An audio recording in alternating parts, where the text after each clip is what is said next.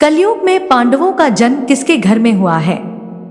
कलयुग में पांडवों का जन्म महाभारत की गाथा के बारे में लगभग हर कोई जानता है, जब पांडवों और कौरवों के बीच भयंकर युद्ध हुआ था, जिसमें पांडव विजयी हुए थे। कहा जाता है कि महाभारत के इस विनाशकारी युद्ध के अंत में अश्वत्थामा ने आधी रात के समय पांडवों के सभी पुत्रों का वध कर दिया था। कहा जाता है अश्वत्थामा आज भी जीवित हैं और वो महाभारत काल से आज तक भटक रहे हैं। लेकिन सवाल यह है कि क्या कलयुग में भी पांडवों का फिर से जन्म हुआ है, और अगर हुआ है तो कहां और किस रूप में हुआ है? दरअसल इन सभी सवालों का जवाब भविष्य पुराण में मिलता है। तो चलिए जानते हैं कि कलयुग में पांडवों का जन्म किसके घर और किस रूप में हुआ। कलयुग में पांडवों का जन्म शिवजी ने कहा था पांडवों का होगा। कलयुग में पांडवों का जन्म भविष्य पुराण के अनुसार महाभारत युद्ध के अंत में आधी रात के समय अश्वत्थामा, कृतवर्मा और कृपाचार्य ये तीनों पांडवों के शिविर के पास गए और उन्होंने मन ही मन भगवान शिव की आराधना की। उनकी आराधना से प्रसन्न होकर भगवान शिव ने उन्हें पांडवों के शिविर में प्रवेश करने की आज्ञा दे दी।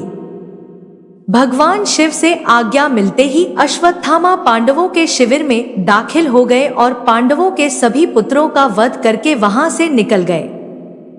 जब पांडवों को इस पूरे घटनाक्रम के बारे में पता चला तो उन्होंने इसके लिए भगवान शिव को जिम्मेदार मानते हुए उनसे युद्ध करने के लिए पहुंच गए।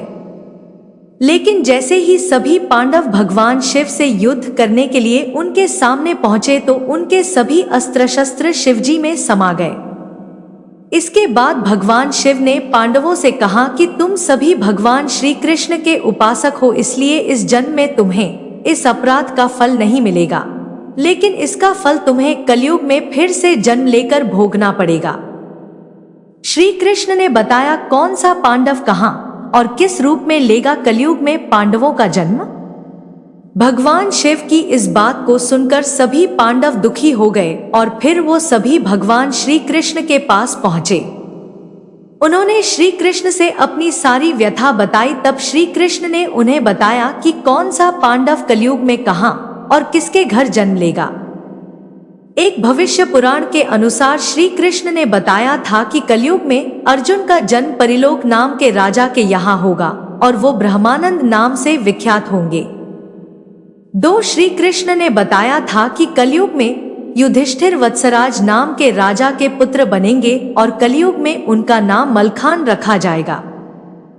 तीन भगवान श्री कृष्ण ने भीम से कहा था कि उनका जन्म कलयुग में वीरण के नाम से होगा और वो वनरस नाम के राज्य के राजा बनेंगे।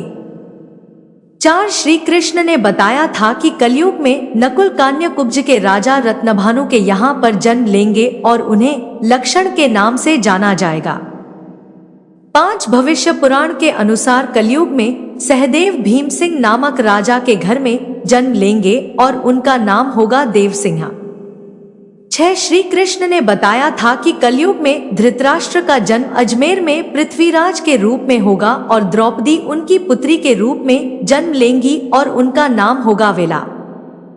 सात भविष्य पुराण के अनुसार कलयुग में महादानीकरण का जन्म तारक नाम के राजा के रूप में होगा। गौरतलब है कि भगवान श्री कृष्ण ने ही पांडवों को बताया था कि कलयुग में पांडवों का जन्म कहां और किस रूप में होगा, जिसका जिक्र भविष्य पुराण में किया गया है।